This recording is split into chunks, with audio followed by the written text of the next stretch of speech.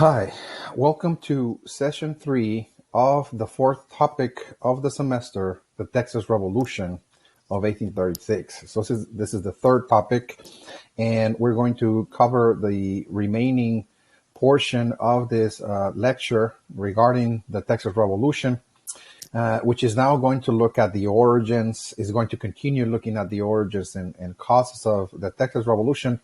And then we're going to briefly look at the independence struggle, the war for independence in 1836, and the outcome, of course.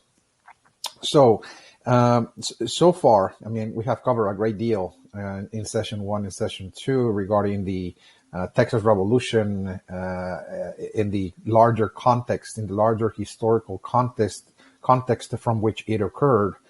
Again, it was really part of a series of revolutions that had begun back in the 1600s with the rise of capitalism, the Protestant Reformation, and the changes that capitalism and the Protestant Reformation brought about in bringing about reform, political reform, changing the states, the monarchical states, the feudal states of England. Particularly, again, providing more representation to the merchant class, protecting their rights to property, implementing constitutional rights, guarantees, liberties that will be, of course, provided to the population. And at the same time, the separation of church and state. Again, Protestants wanted really the freedom of religion, that is to say, to control their own churches, practice their religion in total freedom. And so we're going to see, of course, that there will be a series of revolutions. We already covered that quite thoroughly. The English Revolution, for example, that accomplished the introduction of a parliamentary system of government, the separation of church and state, Bill of Rights, protection of private property as well.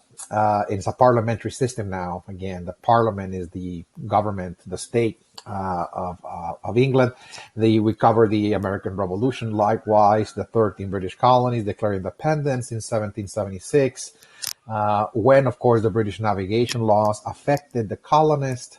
Those were laws to regulate trade, monitor trade, tax the trade, the trade that was, again, conducted by the merchants, the colonial planters.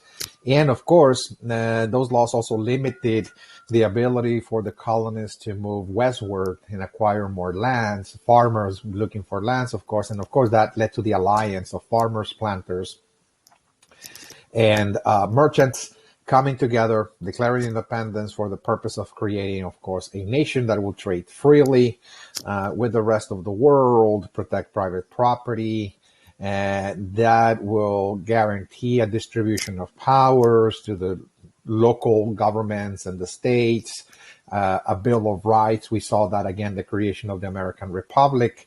So we see new entities, new political entities, like the creation of the United States, that came out of that particular revolution, the American Revolution, and the separation of church and state, by the way. And we looked at also the French Revolution rather quickly as well. That was another upheaval in which the French masses, again, composed of merchants, peasants, artisans, shopkeepers, and the like, again, are going to come together to bring about reform, to change the state, the feudal state, the monarchical state of France, and introduce the French Republic through the French Revolution of 1789. And likewise, we're going to see the creation, again, of a new state through that revolution, the constitutional republic that was created. It was actually a constitutional monarchy in which now there's going to be an assembly, like a sort of Congress or parliament that will be now in charge of France, providing representation to the French masses, of course, and also a Bill of Rights, the Declaration of Rights of Citizen. So we see a series of, again, revolutions that are bringing about something new that is trying to change the old feudal order and bring about a totally new political system of political representation, a representative form of government, constitutional rights, separation of church and state, and also protection of private property. and contracts as well. This is going to be very sacred for the new states, because they were really the byproducts of this, the rise of capitalism, the merchant class, and private property. So when the new states that are arising are ones that actually protect merchants and their property.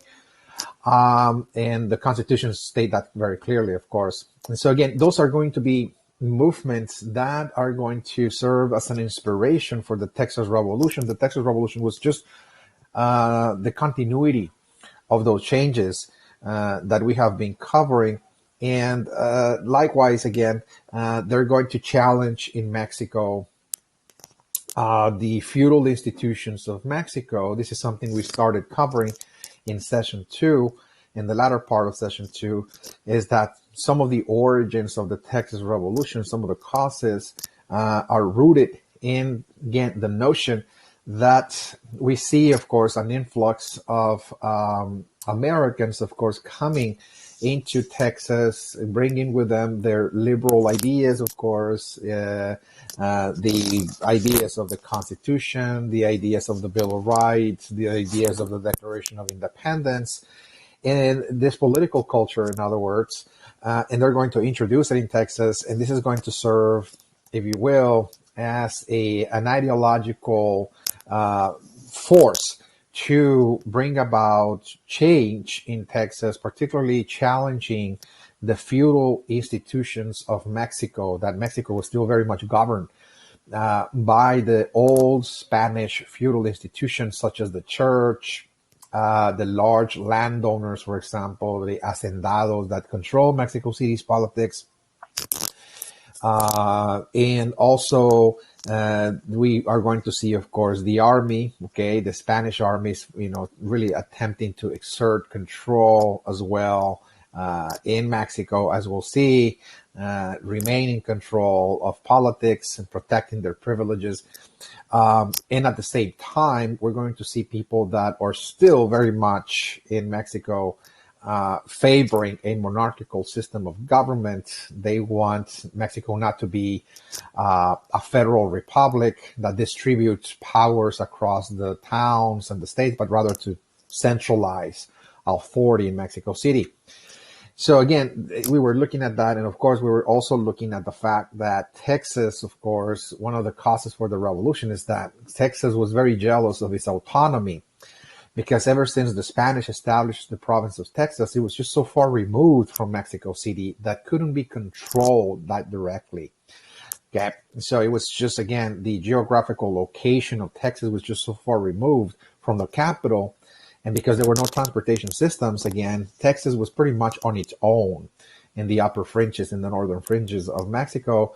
And of course, the merchants, the cattle ranchers of Texas were pretty much in control of their own towns, presenting legislation to the towns, etc. So again, very autonomous. And so this autonomy, of course, was reassured when Mexico gained independence in 1821.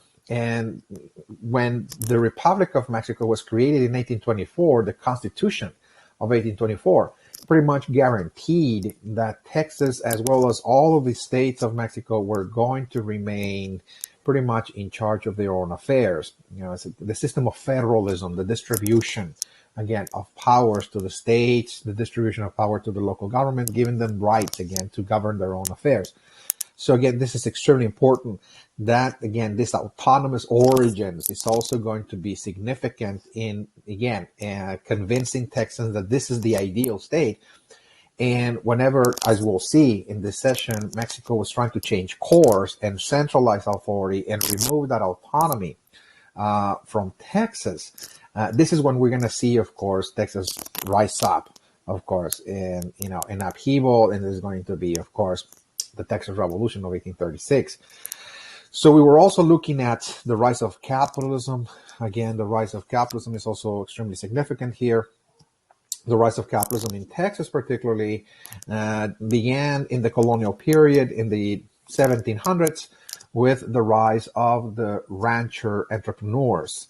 Again, ranchers, cattle ranchers in this case, again, in places like San Antonio, Nacogdoches, for example, Goliad, Laredo, we're going to see cattle ranchers there And some very wealthy, some others were just medium-sized family-owned ranches, by the way, but there's many of them again. And they're going to consist of, again, they're going to constitute what is known as the middle class. Some were more affluent than others, but the idea, again, is that they're going to pretty much bring about the very early rise of capitalism in Texas, because their ranches constituted a type of capitalist enterprise, in an enterprise that was generating individual wealth. Okay, that is the notion of capitalism. Capitalism is based on the idea of private property, for the notion of using the property to build an enterprise with the intent of creating or building wealth from that enterprise. So cattle ranching was really providing the very early stepping stones for the rise of a capitalist system. So, so again, we were looking at that, and of course, there were important markets for those cattle ranchers in Texas, in Mexico, driving cattle to Mexico, driving cattle to Louisiana. There were cattle markets, and again, they really brought prosperity. Nonetheless, that the ranchers, of course, were experiencing difficulties with the Spanish laws that were being taxed, and that they participated in the independence movement from Spain, and their enterprises were affected because the royal forces began to pretty much destroy some of the ranches. Nonetheless, even though they escaped and they went into many directions, they're going to recover. You know, cattle ranching will recover after independence, and we're going to see another cattle ranching boom after independence. But again, the significance of this is that during this period of independence, you know, some of those families went to Louisiana, and escaping, of course, the persecution of the Spanish forces. And while in Louisiana, they spent a number of years and made important connections, again, with American merchants in New Orleans. And of course, they're going to now use their connections after independence. After they're going to come back to Texas, they're going to use those connections to build trading relations again with the Americas, and then kind of open the doors for the Americans to come into Texas and colonize it and bring with them investment to develop, again, the economy of Texas. Now let's turn our to our slides here, so we can actually, again, now pick up again from this section. So it is precisely, again, after independence that we're going to see the rise of the liberals in Mexico. Okay, we covered that in a previous topic. There are going to be actually two groups, the liberals and the conservatives. But the liberals in Mexico, who were also known as the Federalists, because the liberals wanted Mexico to have a political system that shared powers between the local, state, and federal levels. In other words, that's what Mexican federalism actually meant, by the way. Mexican federalism is, again, a system in which Mexico City is not going to be dictating policy to all of the states and the towns, but rather it's going to share that responsibility. It's going to distribute authority, distribute rights to the local and state governments. So the liberals want that. They want the towns to be autonomous. They want the states to have a certain degree of independence, not total, but to have a certain degree of independence so they can create their own laws, so they can craft their own legislation, and so on. So those are the liberals. But the liberals are individuals who want Mexico to follow the footsteps of the United States. The liberals want, in other words, Mexico to develop a capitalist economy, in other words. Okay. So they're looking at the United States as a model, okay, as an example of what Mexico could become if the right policies are implemented. Okay, so this is something that they're going to be very much adamant about, okay, in the 1820s and 30s, and even beyond the 1830s, throughout the 19th century. If you study just Mexican history, the Mexican liberals are the ones that are really trying to implement capitalism in Mexico, by the way. And when the liberals, get to power, whether through elections or otherwise. What they're going to do is pretty much, again, create an open door policy, again, open the doors for American investment. That is to say, so the liberals, of course, that are all over Mexico, but also the cattle ranchers in Texas are liberals. Okay, they're known as the Federalists. They're known as the liberals. They want Texas to develop. They want Texas to develop economically in a kind of capitalist way. And so they want to develop capitalist enterprise, infrastructure. You know, what we mean about infrastructure is that they want roads, you know, they want bridges. Eventually, again, they're going to be looking at, you know, the creation of railroads, etc. That's what infrastructure is, again, kind of transportation systems and the like that facilitate commerce. Okay, that's what infrastructure meant at that time. Okay, so public works that facilitate commerce, commercial activity. So the liberals of Texas, Texas liberals, of course, see that the quickest way to develop Texas, okay, economically, is to create an open door policy, okay, in the region, in Texas, by which they're going to welcome, okay, Americans to settle in Texas, okay, American settlement, because they see that Americans are going to bring with them the capital, the ideas, the drive, if you will, to transform the state. Okay, so they see that this is going to be a positive thing. You know, invite them to settle, welcome colonization, of course, and there's going to be a colonization law, of course, in 1825, that was really pushed by the Texas liberals. Many of the ranchers, particularly in San Antonio, in that area, they're going to be very much adamant about, of course, welcoming American colonization. And, you know, the way that this is going to take place, something I already kind of discussed quite briefly in the past, is that the way they're going to proceed with American colonization, what it was otherwise known back then as Anglo settlement, is by creating contracts. Okay, and this sounds familiar again with what we have been talking about in the past. Contracts, you know, sort of land grants, if you will, that are given to what is called an empresario. Okay, so an empresario was really a land developer. It was like an agent of colonization, let's just say.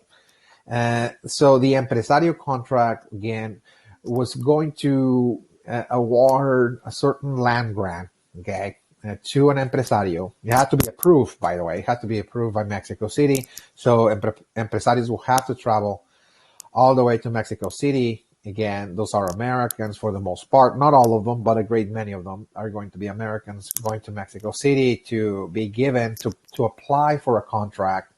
So what the contract was is, again, the empresario is being given a land grant for bringing 100 families, again, 100 families. And it varied because contracts, you know, the empresario contracts range anywhere between 11,000 to 20,000 acres. Again, you know, the land grant just itself that they were given to bring 100 families. Okay, it all depends. It was not uniform, but depending, again, on the contract. So give and take from 11,000 acres to 20,000. Okay. And the idea is that within every contract, the obligation is, well, I'm being given land, but the land that I'm being given, of course, is to bring settlement, is to bring families into Texas, of course. So this created, of course, a series of contracts. Okay, it sounds familiar, those land grants, if you will. We talked about, you know, the colonization of North America by England, the charter companies, for example, the land grants, and so on and so forth. So there's like a similar pattern, again, of colonization here, in which Mexico City is really extending land grants, inviting, of course, families to settle, giving those land grants in the form of contracts.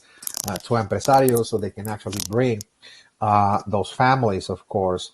And of course, they're going to bring a lot of people, of course, in the 1820s, late 1820s, from 1825 onwards, all the way to 1834, 35. Again, by 1834, 35, Mexico is beginning to kind of change course, kind of try to reverse this pattern. But during this time, there were about 41 land contracts that were issued by Mexico City to a lot of empresarios, many of whom were American.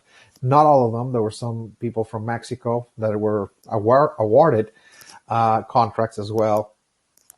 And there was about 13,500 families, American families, that came in through those contracts, again, into Texas. It is estimated that by 1833, there were already in Texas about 30,000 Americans. Again, 30,000. Perhaps this is going to increase by 1835, 1836 to 40,000. So by 1833, there were already 30,000 Americans, again, in Texas that are coming through, those empresario contracts. The empresarios, in other words, are going into the United States and advertising, of course, colonization, and they're trying to gather, of course, families in good standing that will develop, of course, the land, that will develop farms, that will develop, ranching, enterprises, etc., of various kinds. That's the idea. Again, of course, the vast majority of the families that are coming over, they're, initiating farming for the most part. But as we'll see, there will also be other kind of commercial enterprises like plantations that are also going to be developed. But again, most of the families that are coming through those contracts are developing, again, little farms, small farms, if you will, in this region. But what's significant is that the colonization of Texas, again, through those empresario contracts, what this is going to lead to is that this is going to lead to the introduction of capitalism and Protestantism, because the United States is a capitalist, of course, society. Okay, so Americans bring with them the spirit of capitalism. Okay, what I mean about the spirit of capitalism is that this is the mode of thinking, the mode of thought, again, in the United States, that the ideal for any individual, for any family, is to own their own land and create some form of enterprise out of the land, whether it is, again, a small farm. We talked about, again, the American Revolution. How was the idea, again, of farmers trying to move to the West in order to pursue more farmlands, for example? We were talking about that, again, in the second topic. This led to the American Revolution, again, when the British tried to kind of stop the colonists from migrating. So that was the drive, again, that there was the opportunity. Again, Americans had that ingrained in their psyche, that there was an opportunity in the West, plenty of land that could be developed in terms of, individuals or families owning their own land and having their own farms there to sustain themselves, and perhaps along the way, perhaps even transform their own farms into a commercial farm. Right now, we're not seeing commercial farming per se, but again, that will be actually the idea we're going to actually look at, of course, in the 19th century, once Texas joins the Union, of course. This is what American farmers are going to actually move into eventually, commercial farming. But eventually, again, what is going to happen at this point is that the spirit of capitalism is going to be introduced in Texas, and also Protestantism, that a great many of the settlers, the American settlers in Texas, are Protestants. Okay. And so the idea that they bring with them is we would like to be in control of our own churches. In other words, they want to practice their religion freely. And they understand that Mexico is Catholic, and that is, a feudal institution, the Catholic Church, that is trying to exert still a religious monopoly, again, on Mexico. But so far, since they're not really so encumbered by the church at this time, they're going to simply continue their Protestant faith in private, in their own communities, etc. They're not going to be bothered. Not until, of course, Mexico City will try to change course.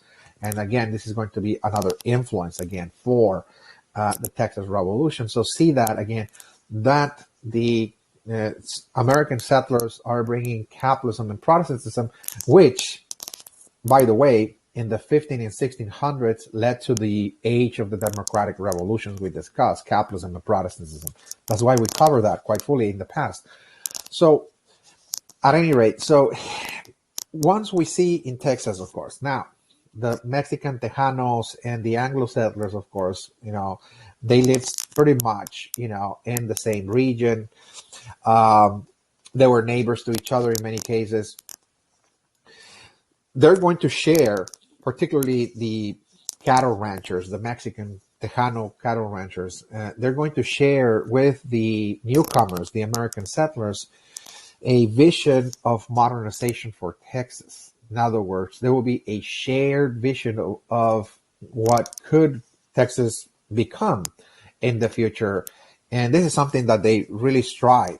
Both are going to actually work together, again, to try to transform Texas, to modernize it in terms of, developing enterprises, building trading networks, with other parts of the world.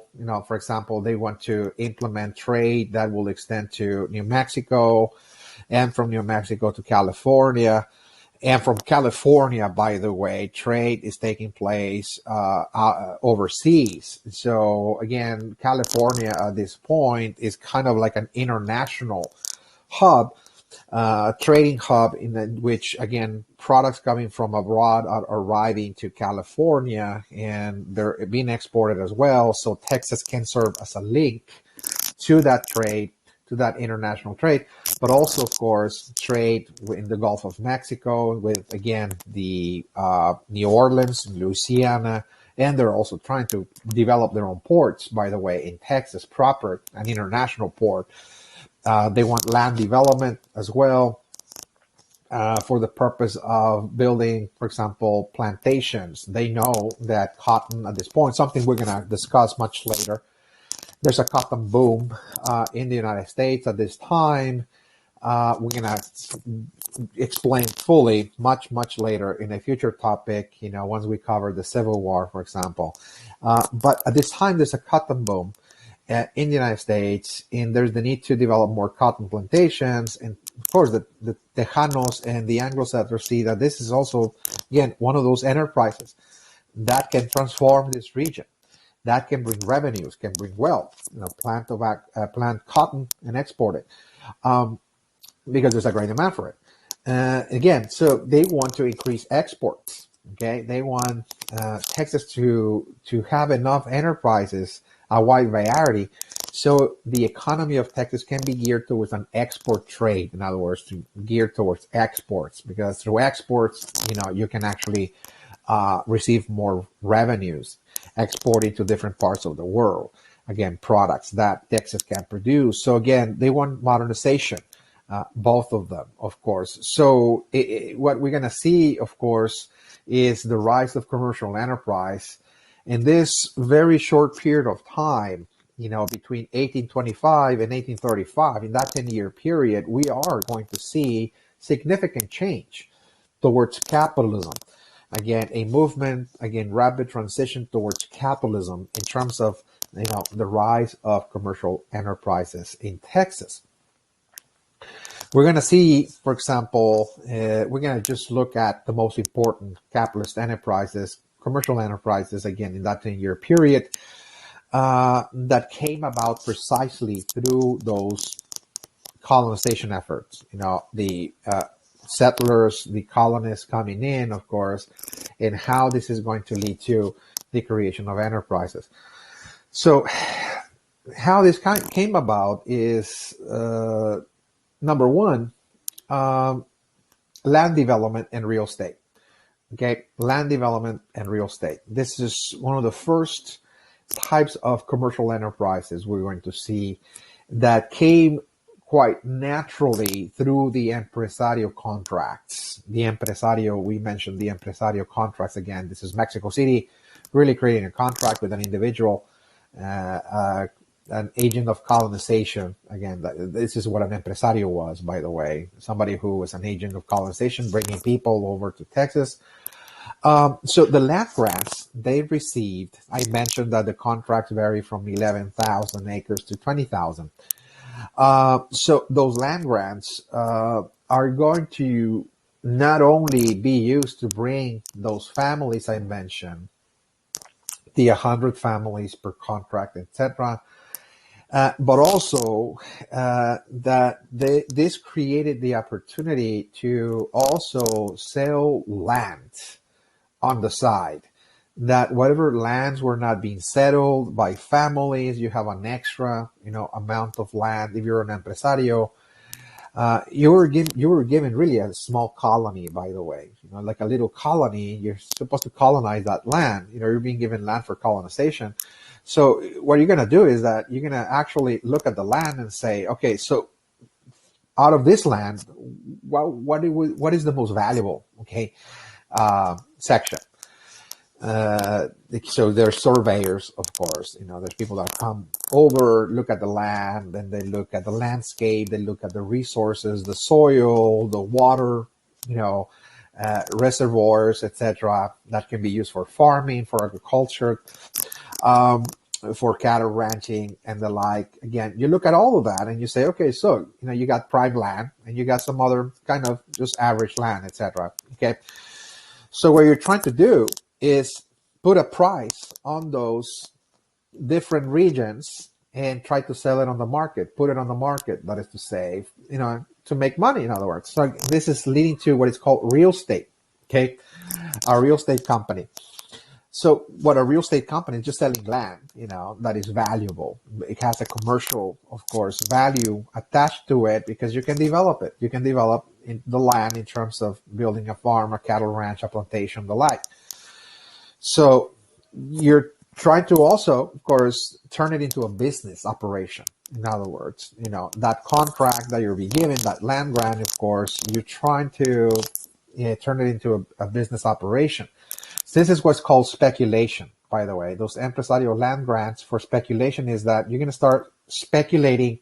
What speculation is, again, this is a term in real estate in which within real estate, what land developers are doing is that they're speculating on the value of a piece of property in terms of the future value, for example. Okay, so right now I got this land for cheap, or I was given this land as a land grant. And if you're speculating, what you're saying is that, well, I speculate, that this land is going to increase in value because it has resources there that can be used by an investor, by a merchant that wants to develop it, by a plantation owner. And if I wait 5 years or 10 years, the value is going to increase because I see that, for example, the value of cotton, the value of meat, etc., is increasing. Because I see that there's an aggregate value, again, of certain products that can be produced here on the market. So I speculate that if I just wait for 5 more years, I can actually increase my profits tenfold. So you start doing that. You start pretty much looking into the future, speculating, and kind of making a prediction of what will be the future value of this piece of land, again, that has the specific qualities of resources that can be used for a specific enterprise, etc. So you start tagging, in other words, prices to that land. And as you're looking at the market and you see that the values of certain products produced by enterprises increase, you pretty much increase the price of the land. Okay, you turn it into, again, a business venture. So this is, again, what empresarios are doing. Again, they're turning, again, the land into real estate. In other words, lands that were given to colonize, of course, they're going to use certain lands, prime land, if you will, to actually sell it on the market. Okay, So again, they're becoming now real estate agents, if you will, that besides bringing people to colonize Texas, they're also trying to develop the land by bringing in investors, in other words, merchants, landowners, plantation owners that will buy the land at a good price and build an enterprise on it, of course. Okay, so Stephen F. Austin, of course, was very much involved in this process. Of course, he was like the kind of the forerunner of this type of business practice in Texas, the creation of real estate, for example, in Texas. And later on, of course, he's going to have rival companies coming in into Texas, presenting, of course, a serious competition to his own real estate strategies, his own real estate operations. Particularly, again, there will be companies arriving to Texas from New York firms that are also going to obtain contracts. They're going to obtain contracts from Mexico City in order to bring people into Texas as well. Those companies were, again, the real estate. Those were actually real estate companies from New York firms. Galveston Bay and Texas Land Company was one, again, of those companies. The Union Land Company and the Trinity Land Company. There were about three, but the most important was the Galveston Bay and Texas Land Company. Out of those three, the one that really presented more serious difficulties and was the rival of Stephen F. Austin, again, in Texas, was the Galveston Bay and Texas Land Company. Again, this is based in New York, and they're obtaining, of course, concessions from Mexico City to also colonize Texas, bring families. And the idea, again, this is something I will explain, of course, much later in this topic, but also in a future topic, is that there was already competition in the United States between the northern states and the southern states concerning the issue of slavery. Okay, so as Americans were moving west, what started dividing Americans was the issue of slavery. Should we open the doors to slavery to move west, or should we limit the expansion of slavery into the Western territories, like Texas, for example? People in the North didn't want, of course, the northern states, like New York, for example. All of the Northerners, again, didn't want slavery in the West for many reasons. One will be, of course, because there will be no more land, of course, for farmers. All the planters are going to get the best land. In other words, all the good, fertile soil will be given to the planters to grow cotton. So what the New York firms were doing, like the Galveston Bay and Texas Land and Company, was trying to bring farmers, northern farmers, to Texas to seize lands, to develop farms, in other words, instead of cotton plantations. That was really the central issue, by the way, at stake. Okay, so this is, of course, a map that shows Texas, okay, divided into a series of colonies, each given to an individual or a group of individuals that were awarded an empresario contract, that were given land grants, in other words, to bring American families into Texas. So this is just a very, very, general description, again, of the specific regions where you see those individuals trying to colonize, of course, Texas. And as you can see, the vast majority are American empresarios. The vast majority, you can see Austin Colony here, okay, in East Texas. Also, there's one in Central Texas as well. One that was shared between Austin and Williams, just to the north. There's the DeWitt Colony here, just south of the Austin Colony. And Lorenzo de Zavala, there was really a liberal politician from Mexico. He had his own colony in East Texas, by the way, bordering with Louisiana. He was also in charge of bringing, of course, settlers. So not all were American. There were some Mexicans, again, that were trying to colonize Texas at this time.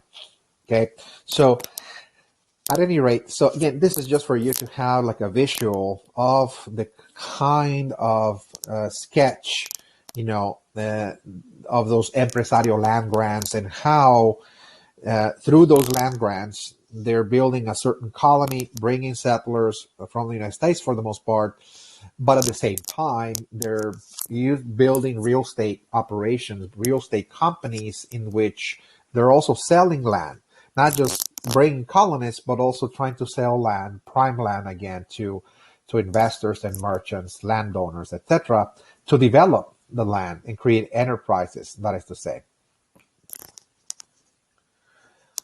All right, so let's move then to the second type of capitalist enterprise or commercial enterprise.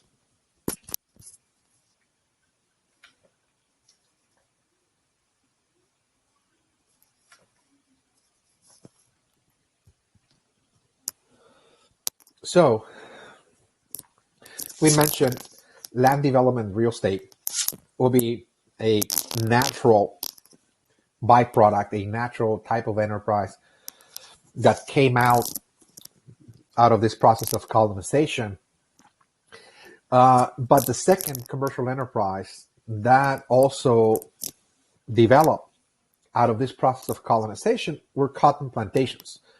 Cotton plantations as well. This is another natural byproduct. And when I mean natural is that I mentioned real estate, okay, speculation, in which there were surveyors, of course, brought into Texas to assess the landscape, assess the terrain, the soil, to map out again the resources, etc., what could be produced, etc., to sell it again to an individual for development and enterprise.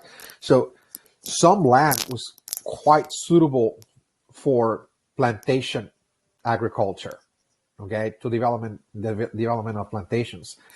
And right now, I mentioned a moment ago that there's a cotton boom in the United States. Okay, there's a cotton boom. And the whole U.S. South is moving towards a cotton economy now. Okay, so there's a great demand of cotton, not only in the United States, but overseas, particularly in Europe. And Texas is going to be also a region that cotton planters coming from the U.S. South are going to come in and develop cotton plantations. Okay, so it's naturally, of course, Texas is situated geographically in the southern portion of the continental landmass of the United States. It's part of Mexico, but again, is geographically is located in the south, in other words. So, of course, southern planters coming from Louisiana particularly, but other southern states as well, they're going to come into Texas and buy land, again, through those operations I just mentioned, real estate, and they're going to develop the land in terms of building a cotton plantation. And it was considered to be a very profitable enterprise, by the way, quite profitable. And there's a great demand for it. So you can export it, of course, and there's, again, revenues that will be coming into Texas. So, of course, Stephen F. Austin, the forerunner of American colonization in Texas, along with very wealthy, prominent families like the Navarro family, for example, Jose Antonio Navarro, the cattle rancher I mentioned, of course, previously, they both promote the development of Texas through a cotton economy. They also want Texas to become a cotton-based economy. In other words, they want cotton production, cotton exports to be central to the economy of the state. Not that cattle ranching is not going to be important. Of course, it's very important, but they see in cotton a brighter future. Okay, so they want also, just like the U.S. South is moving towards the cotton economy, they want Texas likewise to move towards the cotton economy as well. And of course, when Navarro, Jose Antonio Navarro, becomes senator of Texas in 1830, and is now representing Texas, is going to likewise use that office to promote legislation that will allow the planters from the United States, American planters, to come into Texas and develop very large cotton plantations, of course. And he's going to work very, very hard to also try to develop a system of roads and bridges, of course. And of course, he's now, of course, also talking about bringing in the railroads into Texas, even though the railroads are barely being developed in the United States, in the North, in places like Pennsylvania, for example. The Pennsylvania Railroad is beginning the United States to move towards a railroad development, railroad revolution. Navarro sees that this is going to be extremely necessary as well, to bring in the railroads in the future. So right now, I mean, this is not something that can happen in this decade, but what he wants is that those large cotton plantations will have a network of transportation systems that connect each other, and also that they will have access to the port, in other words. So they want, the development of roads to connect the cotton plantations, the roads that will also include bridges. If you need to transport the cotton to the port, well, you need to build bridges, and you also need to build railroads so you can load the cotton on those wagons and eventually take them to a port. And he's thinking about, developing an international port in what today is Galveston. Okay, so this is his vision of the future. We need large cotton plantations, which are already been developed, by the way, in Texas. We need roads, bridges, railroads, and we need an international port. Just like Louisiana has New Orleans, it's an international port. We need our own international port to export the cotton as well. So even Navarro, again, the senator of Texas, again, coming from San Antonio, by the way, is really envisioning this future for Texas. And of course, we cannot talk about plantations without talking about the system of labor that comes with it. Okay, in the U.S. South, the labor system of the plantation economy is slavery. So therefore, Tejanos, like Navarro and others, favor the introduction of slavery as well into Texas. They see it as a necessity.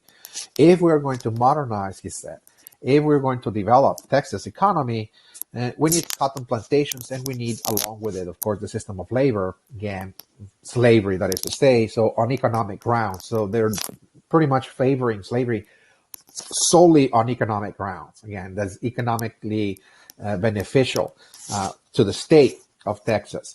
Okay, so for that matter, of course, Navarro will introduce a bill in Texas, a senator, to allow slaves into Texas, despite the fact that Mexico is already trying to abolish it. As we'll see in just a few moments, he has been pretty much adamant in Mexico City, politicians trying to end slavery in Mexico. So because slavery is being already being discussed in Mexico City and elsewhere, and politicians are trying to abolish it, Navarro is going to introduce a bill that will allow for the introduction of slaves into Texas, to welcome, of course, American planters from the U.S. South, so they can feel at ease that they can develop those large plantations. They can bring their slaves with them. And of course, that bill said that, slaves can come into Texas, but their status is not going to be as slaves. They're going to be indentured servants, that is to say.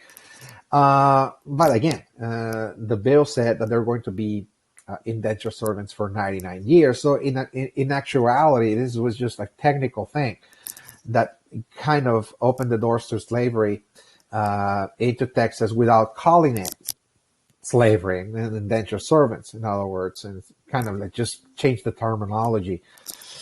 So because of this bill passed in 1830, we're going to see, of course, American Southern planters flocking into Texas in great numbers and begin the process of clearing land and developing those large cotton plantations. And this is going to lead to a boom, of course, a cotton boom in Texas. And Texas is now moving towards this cotton-based economy. It's very gradual, by the way. This is not happening overnight. But what we see is that, Texas is developing capitalist enterprises again, such as, real estate companies or cotton agriculture for exports.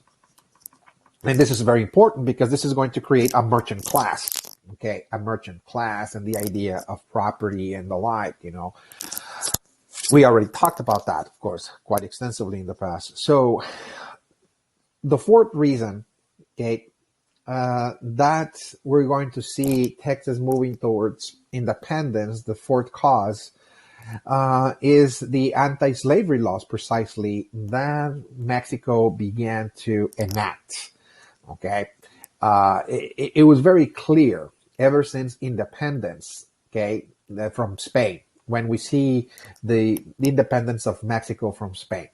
It was very clear that one of the goals of the insurgents, one of the goals of the revolutionaries of Mexico was to not just gain independence, but to abolish slavery.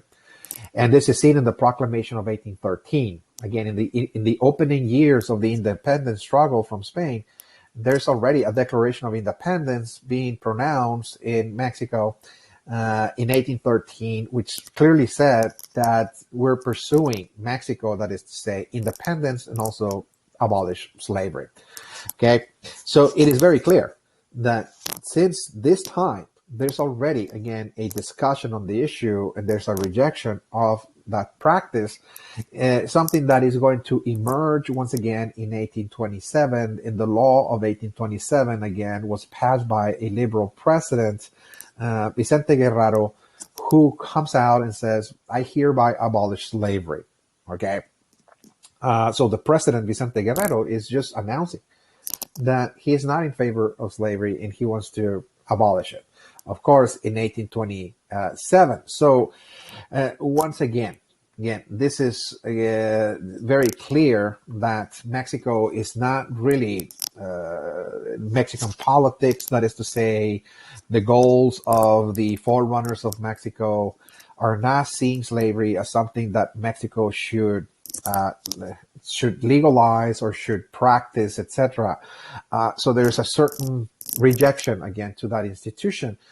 However, as we'll see in Texas, we're also going to see, of course, a struggle, on regarding that institution of slavery, because some people that come over from the United States do not agree with slavery, while others do. So there's going to be competing interests again by the Americans, particularly over Texas, how Americans, again, see colonization, for example. Again, I'm not just talking about the settlers and the colonists, but even the Americans themselves.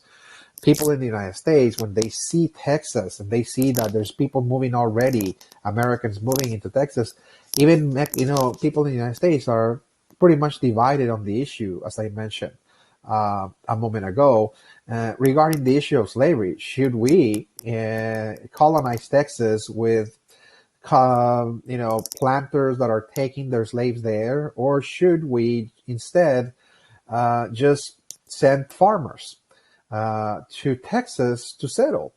Should Texas be settled, with farmers or with planters? Because this is going to make the difference over in which Texas can be later on. Of course, the idea, of course, is that later on, people are thinking, well, if Texas will ever join the Union of the United States, is Texas going to be free state?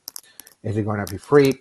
Or is it going to be slave? So even Americans, again, are divided over that issue. Again, northern farmers want to migrate to Texas and develop farms, own the land, the best possible land. They want to own it to create their own farms. But southern planters also want to seize those lands, but not for farming, but for cotton agriculture. So, of course, there's going to be a competition between northern farmers and southern planters over Texas, particularly. And both are arriving anyways.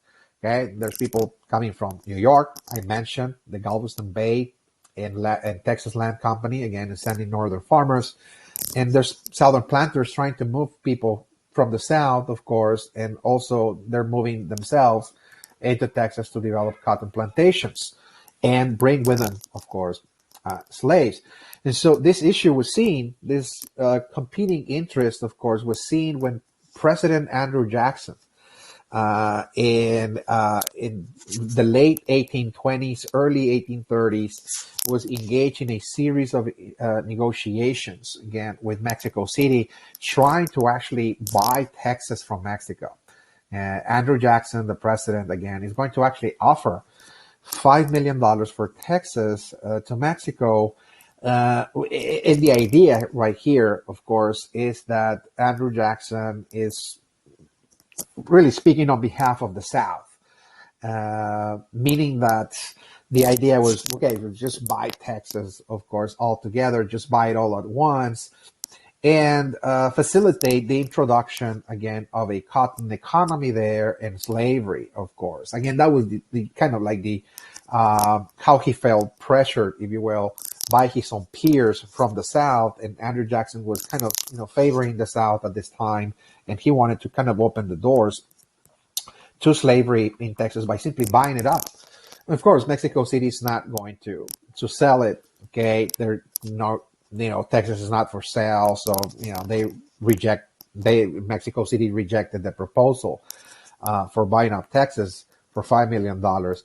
But as I said, Stephen F. Austin is going to, of course, be facing the rivals again, the Galveston Bay and Texas Land Company, from New York, in terms of this company is actually sending farmers from the north, and it's also sending, of course, European immigrants as well into Texas as well. So there are people arriving into Texas from the north, particularly from New York, who oppose slavery.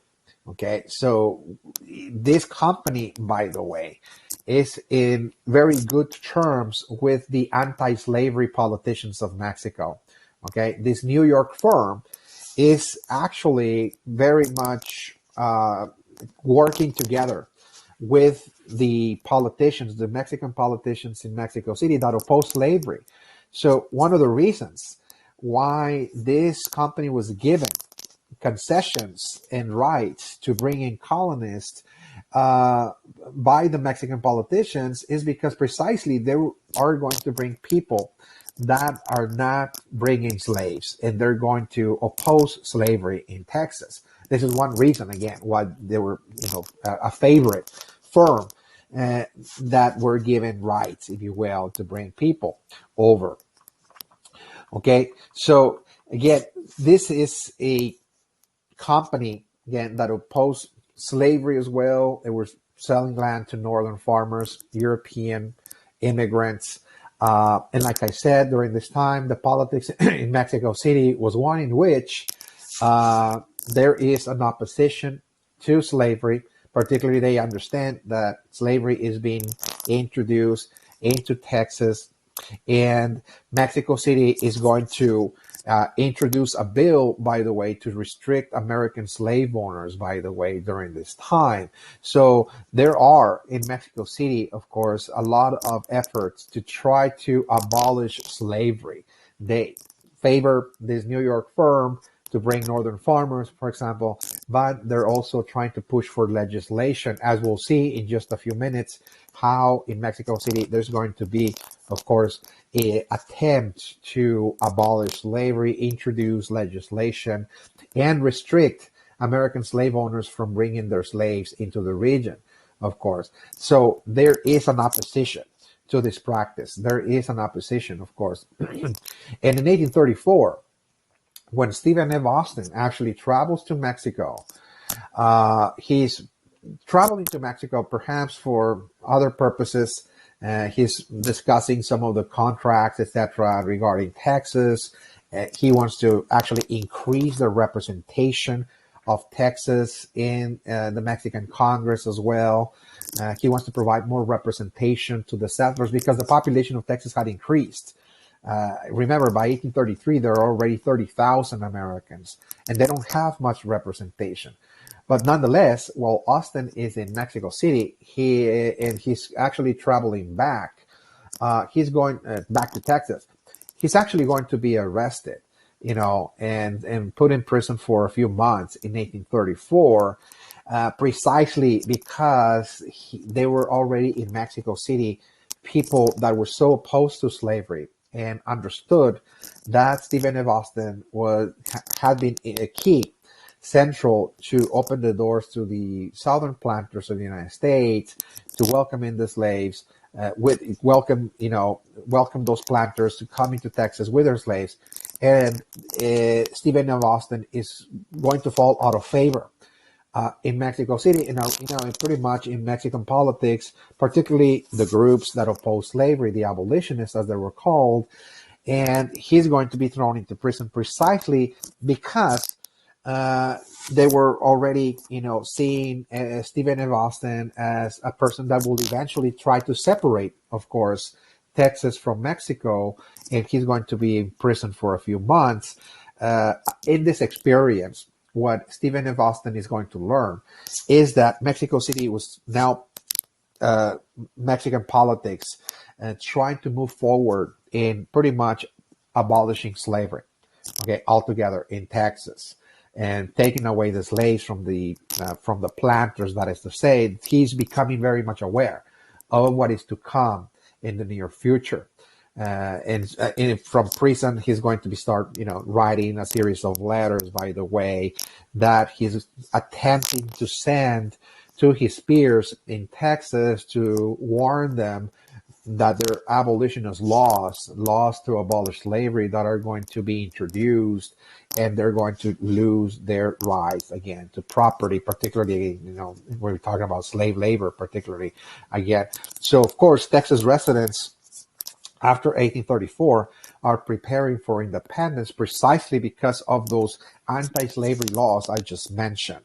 There is a very strong political opposition in Mexico against slavery that is going to affect the cotton planters of Texas. And this incident of Austin getting arrested again in 1834 convinced Austin that this was coming. In other words, there will be an abolition, of course, of slavery in Texas. Of course, as he warns the residents of Texas, the Texas residents are already kind of preparing for independence.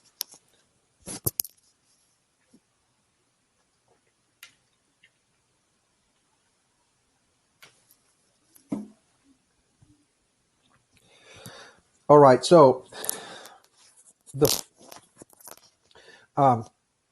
fifth and last reason why we're going to see the Texas Revolution, this is the final reason, is the coming of the centralized republic.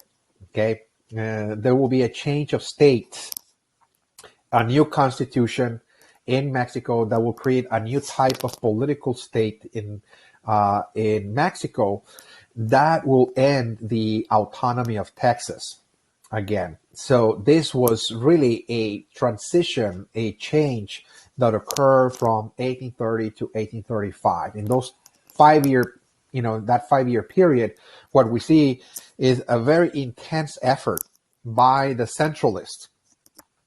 The centralists are the conservatives. This is the opposing group of the liberals, that is to say, that are in favor of the old feudal order. The old feudal order and the old feudal Spanish institutions that the Spaniards introduced in Mexico from Spain. They are people that want to preserve the power of the church. They also want to preserve the power of the Mexican army, the privileges, the immunities that the army, of course, enjoyed. that they were they were not subject to civil law, for example. They were not liable again to civil juries, again civil persecution of any kind. And of course, the church was in charge of education. The church was a great landowner in Mexico. He had the right to collect tribute or taxes and be involved in Mexican politics. And of course, the liberals are trying to change that. They want to end the power of the church and reduce the power of the army. And this is going to, of course, give the centralists a reason why they needed to come together and centralize the state. They want a strong centralized state because what they see is the disintegration of Mexico. If the church loses its power, if the army loses its power, what we're going to see is Mexico being broken up into different regions, and there will be a total disintegration, they believe. They see the Catholic Church as instrumental in bringing people together. Catholicism, again, creating a common identity in Mexico, and so on and so forth. So if all of that comes to an end, they see that Mexico will simply disintegrate. And of course, they are going to, as we'll see, oppose the colonization, American colonization of Texas as well. But again, what they want to do is create a very strong centralized state based in Mexico City that is going to bring all of the provinces, all of the states, all of the cities under the leadership of Mexico City, by the way. So this process begins to unfold in 1830. The centralists are going to, concerning Texas particularly, they're going to oppose American colonization.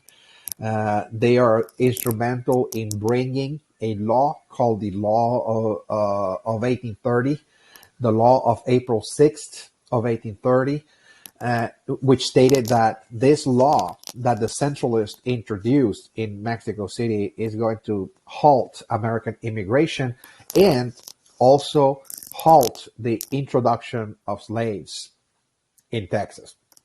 Okay, first and foremost. So they're focusing on Texas. They're focusing on the entire country. But Texas is being affected by the centralists because they oppose American colonization. Okay, they bring about a law to halt American immigrants and slaves, for example. Also, they push for slavery. They push for anti-slavery.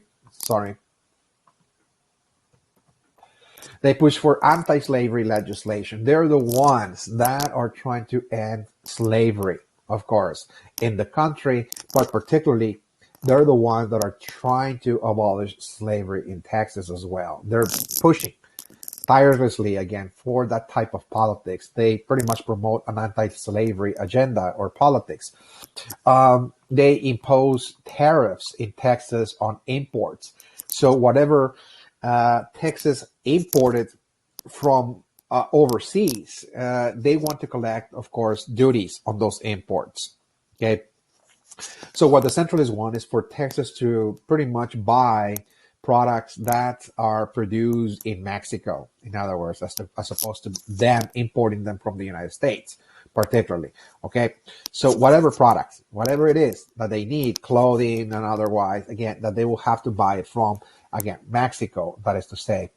Also, they're beginning to build a series of forts in Texas, garrisons, military forts, and send troops to try to deter immigration. Again, so we're going to see the incoming presence of a Mexican army is not significant, but there's a growing presence of Mexican soldiers in Texas, and they're building new forts as well. And also, the centralists deny the independence of Texas from Coahuila. Right now, Texas is merged with the state of Coahuila. It's called Coahuila en Tejas, or Coahuila y Tejas. And what the Tejanos want is to separate those two and have Texas pretty much being represented by Tejanos in Mexico City. So they want to send delegates, again, to Mexico City to represent the interests of Texas and Texas alone. But right now, Coahuila has 9 times the population of Texas. So Coahuila sends more representatives to Mexico City, and they have the upper hand. So whenever a new law has to be implemented, the people from Coahuila are going to have, of course, a greater influence, again, in representation purposes.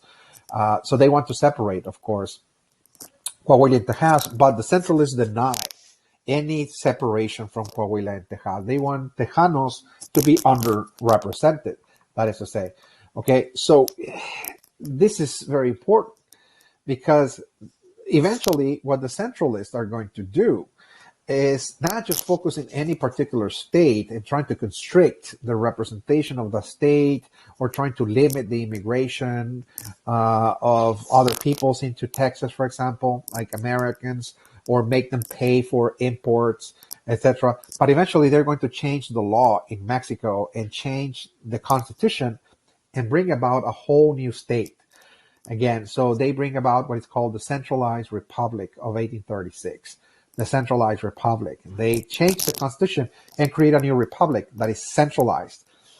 This came about when Santa Anna, Antonio Lopez de Santa Anna, becomes president in 1833, and he first comes as as president as a liberal. Okay, so he had no true convictions, in terms of being liberal or conservatives. 1 year he was a liberal and another one he was a conservative, by the way. But in 1833, he was supposed to actually be a liberal that restore order in Mexico City because politics had become so violent. There was so much fighting taking place between the liberals and the conservatives, who comes in, the General Santana, restore order, and becomes president again of Mexico. However, the vice president is going to be actually the one in charge, Valentin Gomez Farias, because Santana is not interested in politics. He's going to go back to his ranch, and he leaves the vice president, Valentin Gomez Farias, a liberal, to be in charge, to be the president on his behalf in his absence. So Valentin Gomez Farias, the liberal, said, oh, so this is a great opportunity. I have the backing of the strongest man in Mexico, Santa Anna. He's the general of the Mexican forces. And because I'm actually governing on his behalf, I can actually go ahead and, bring about all of the changes that Mexico needs. I'm a liberal, so what I want to do is dismantle the old feudal order. I want to end all of the old Spanish institutions once and for all. We cannot move forward as a nation when we still have a church and an army, again, that is pretty much controlling politics in the country. So he begins to push for certain reforms, like he wants to abolish the church and army immunities, called fueros. They're not going to be immune to civil law anymore. They're going to be liable. They're going to respond to civil law. Now they can be charged. They can be persecuted if they commit a crime. They're not protected. They're not immune anymore. So that's number one. He prohibited the clergy to intervene in politics. Okay, no more preaching during mass. In other words, okay. Priests were very much accustomed to do that, by the way. Secular education, meaning that the church is not going to educate the future generations anymore. We're going to create a public school system, a public education system to educate people under the new science, okay? Not the church doctrine, okay? So we need to move forward, as a new nation. So need to get the church out of education. Abolish mandatory tithes as a form of tribute or tax that the church extracted from the population.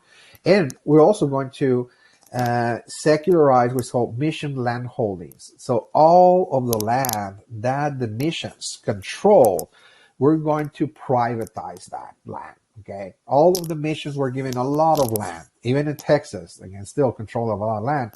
What we want to do is privatize that land and then turn it to the market so people can buy it and turn it into an enterprise. In other words, the church can no longer be a large landowner, of course. So, of course, the centralists, the conservatives are going to react to this reform, to this attempt, by talking to Santa Anna. They're going to go to his ranch in Veracruz and make a deal with them.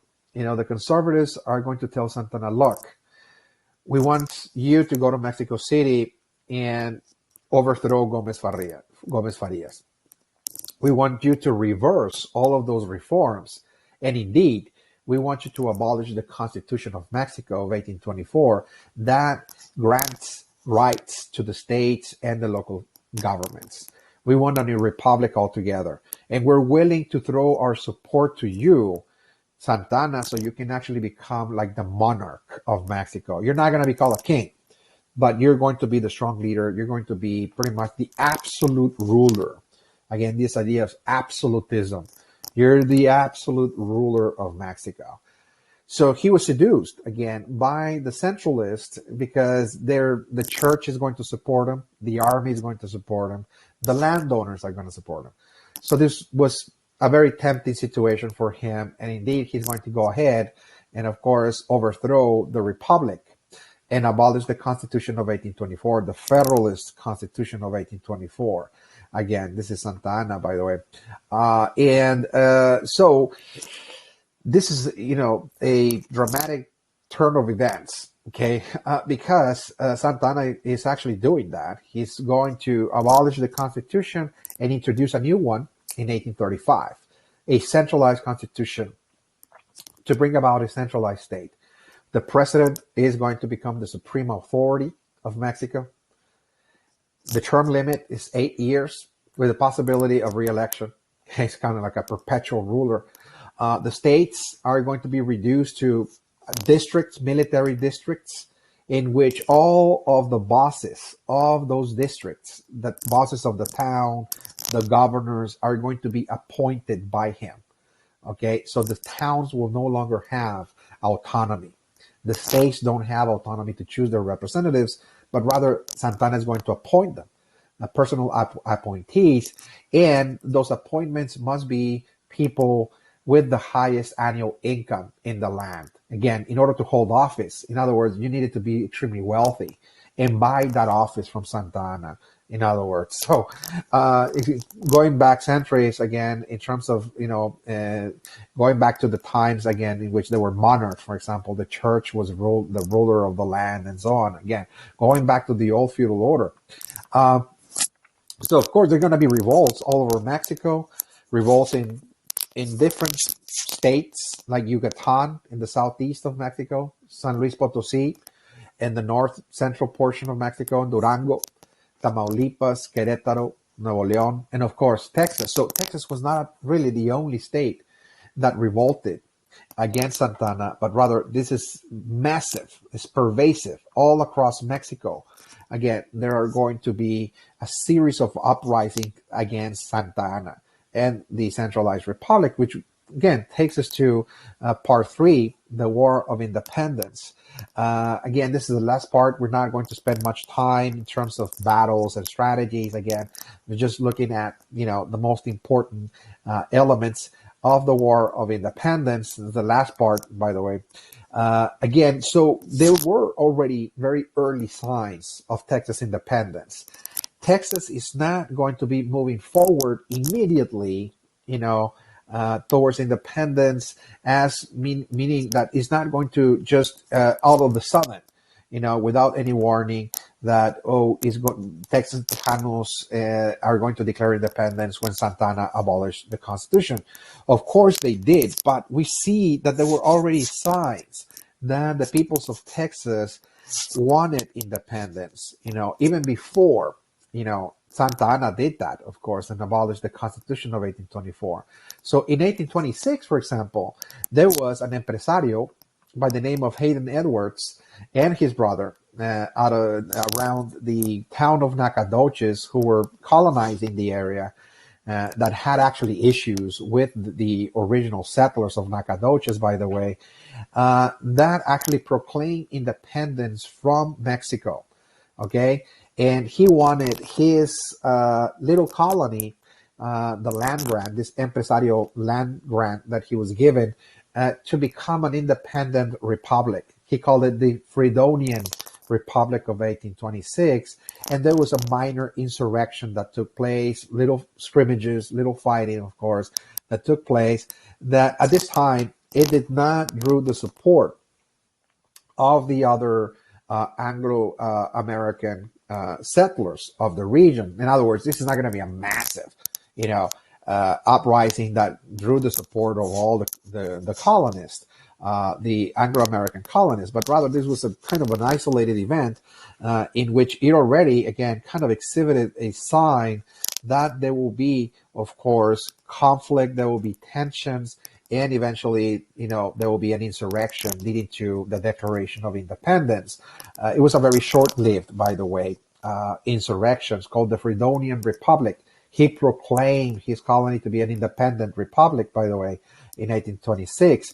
Now, in 1832, precisely because of the politics in Mexico City, okay, the anti-slavery politics, the centralists, trying to hamper American immigration, American colonization in Texas, the imports, for example, that they imposed on Texas and the like, blocking the separation between Texas and Coahuila and the like.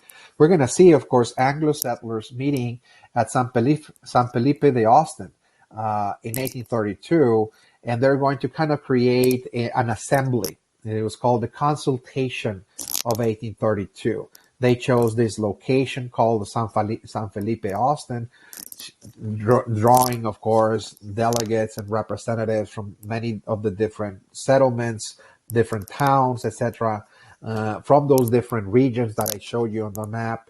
And they're going to meet there for the purpose of pronouncing, opposition to the state of Mexico. They're not really declaring independence, but what we see is this is an early sign of resistance, if you will, of Texas independence. The Anglo settlers are meeting in the so-called Consultation of 1832 to pronounce their opposition to the law of 1830. They want the removal of the law of 1830 that prohibited further Anglo-American colonization and settlement in Texas. They were trying to halt that colonization process, and also the introduction of slaves as well, okay, what the law indicated. So they want the removal of that law, and also they want as well the separation of Coahuila and Texas, so Texas can be autonomous and have greater representation as well in Mexico. In Mexico, of course, send more representatives and the like. So again, this was just, if you will, an assembly. They're not really forming a government or anything. They're not declaring independence. But what we see is that those were signs, if you will, that there were going to be at some moment, of course, a revolt, if you will, a proclamation of independence, because there were already early signs like the Fredonian Republic and the Consultation of 1832.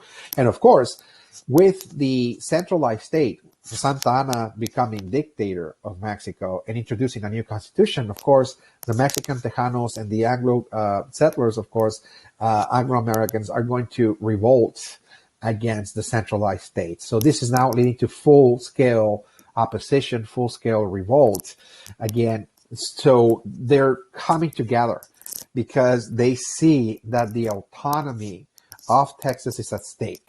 In other words, we're now going to be reduced to a military district, and even the governor of Texas and all of the bosses of the towns will be appointed by Santa Anna directly. They're coming from Mexico City, in other words. So Tejanos will have no say, again, in the province. We're not going to be in control of our own local affairs, that is to say. And of course, what that entails is property as well. It is that private property, whether we're talking about land development or cotton plantations, farms, cattle ranches, etc., all of that can be lost as well, because now Texas has been reduced to simply a district. And so what that means is that Mexico City has the upper hand to dictate policy in the region. And that means, of course, overturning, land grants, overturning contracts, abolishing contracts and the like. So they're not going to honor in other words, property and commercial contracts, that is to say, property rights, that's to say. So we got that, of course, element, okay, present there. And of course, religious freedom. The church is behind, of course, the centralized authority of Santa Ana, is supporting Santa Ana. What that means is that Catholicism is now going to be enforced in Texas. There's a large Protestant population in Texas, of course. So in 1835, what we're going to see is, again, a series of uprisings in certain regions. Certain towns are going to be seized, taken by the insurgents, like William Travis. Okay, he's going to take Anahuac. Okay, in 1835, the town of Anahuac, and take it. Of course, he's going to build a small force. A regiment, if you will, a small army. He's commanding it. He's going to take Anahuac. Insurgents also take the Presidio at Goliad. The military fort, the garrison, is seized. And of course, all of the war supplies are being used now to arm the insurgents. Again, in Goliad. And of course, they're going to capture also San Antonio de Bejar. Again, San Antonio, what is San Antonio, Texas today. And also the mission. It's called the Alamo, is also going to be used as a kind of garrison, to protect people, to headquarter the leaders, and so on again. And in the same year, again in 1835, there's going to be another assembly called the Consultation of 1835, another assembly in San Felipe de Austin. Again, there's delegates coming from different places of Texas, and they're going to form like a little parliament, a general council. So this is why I spent a lot of time talking about, again, the creation of parliaments and Congress, the consent of the governed, for example. I was talking about the ideas of Rousseau. And of course, what we see is now the formation here in Texas of a general council, like a little Congress or parliament that is there to legislate, to provide legislation, to raise funds, to fund the resistance, the insurgents. And they nominate, of course, Sam Houston, a newcomer, as the army commander, again, of the revolutionary forces. Sam Houston is going to be the commander, of course, and there's going to be a Declaration of Independence. So in a very similar fashion, again, that we saw the American Independence Revolution, we see a very similar process, again, taking place here in Texas, drafting a document that on this little town called Washington on the Brazos on March the 2nd. They're going to meet there in order to draft a document, again, that will declare independence from Mexico, Texas Declaration of Independence, providing a justification for revolution. In other words, this is why we're revolting. This is the issue. Again, that is justifying our cause. It justifies, it makes it just. In other words, this is legit. This is valid. Because what they're saying here in this declaration is that Santa Anna had overthrown the Constitution of 1824 that guaranteed autonomy, self-rule to Texas and the towns. That has been removed. And of course, Texas has become just a district. He can actually command the district according to his will. Santa Anna becomes a tyrant because he's now an absolute ruler, like a tyrant. He's going to rule Texas. He's going to rule Mexico based on his own ideas, desires, and interests. By the way, without consulting, by the way, the population, the consent of the governed, by the way, is not taken into account. Representation, political representation has ended as well.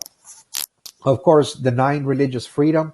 The fact is that the Catholic Church is now moving forward to try to reassert its religious monopoly on Mexico, trying to impose the Catholic faith on the population, etc., etc. So it denies religious freedom, yet particularly to a large Protestant, again, population in Texas, and also military repression.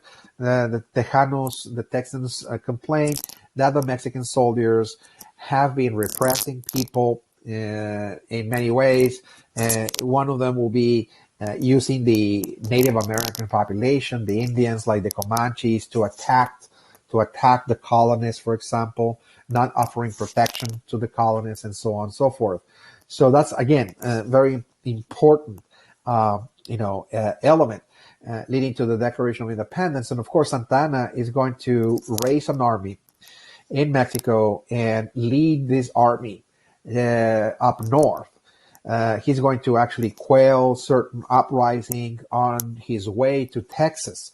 He's not going to go all over Mexico to pretty much crush all of those rebellions everywhere, but he's very much interested in going to Texas. And as he's moving north, he's going to also be crushing rebellions along the way.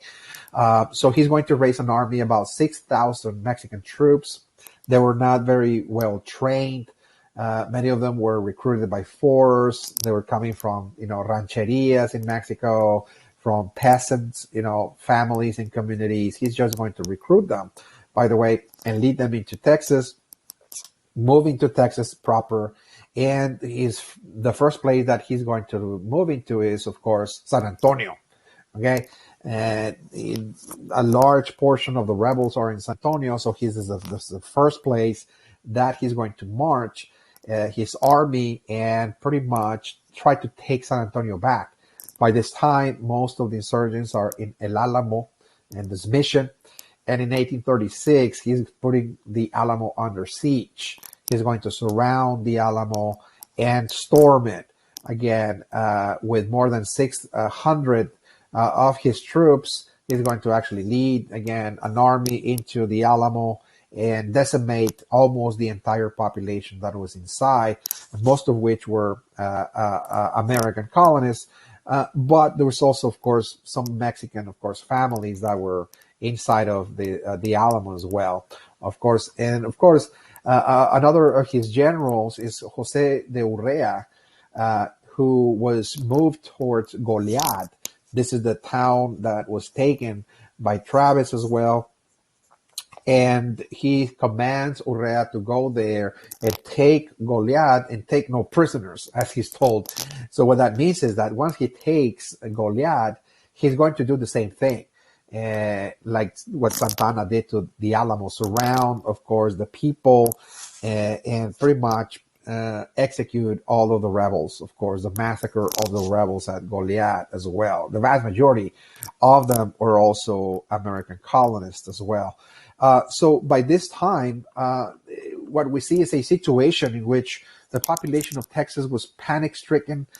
Many of them were trying to flee the forces of Santa Anna because of the massacres at El Alamo and Goliad. And what we see is many of the rebels are beginning to scatter across the countryside. And Santa Anna is supposed to now pursue the insurgents led by Sam Houston to the north, to the eastern part of Texas. And so he's now pursuing Houston. Houston is trying to also flee. The forces of Santana, perhaps with the intent of going to Louisiana and ask for assistance or help in Louisiana, in the United States. That's the assumption. But it is in around the Houston area when Santana is going to actually make a stop and try to rest for a few days. And there he's going to be ambushed by Sam Houston in a battle known as the Battle of San Jacinto. And now Santana is going to lose all of his army in this battle. And very quickly, by the way, in about 18 minutes, Sam Houston is going to surround Santa Anna. I think they were still quite asleep early in the morning or something like that.